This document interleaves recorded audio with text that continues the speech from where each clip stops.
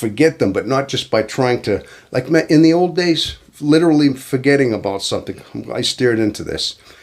Back, they had a practice that went on right up until about the 1980s with psychology. They would do shock treatments. How barbaric is this? They would take shock treatments and they would just put electrodes on the brain and they would just shock the brain. They would just put electrodes in there, hoping that these brain cells were just fried. Whatever memories you had that you were repressing, whatever things that were in the back of your mind that you were holding, would somehow just be burned out of you.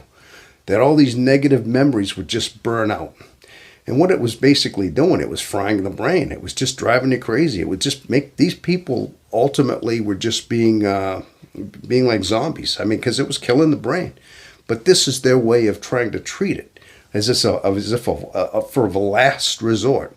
Of course, at this point, they went into almost like chemical type of shock treatments with all these drugs that they had prescribed through the years as well. So yeah, these are barbaric, archaic type of solutions that just seem to be completely absurd as far as I'm concerned. But that's what goes on. But bottom line is, I got a little steered off the point there, people. As INFJs, we need to find basically our own self-reflection. We need to ask questions within ourselves. Sometimes it's just a matter of facing things. And a lot of times, a lot of it is about letting the pain be.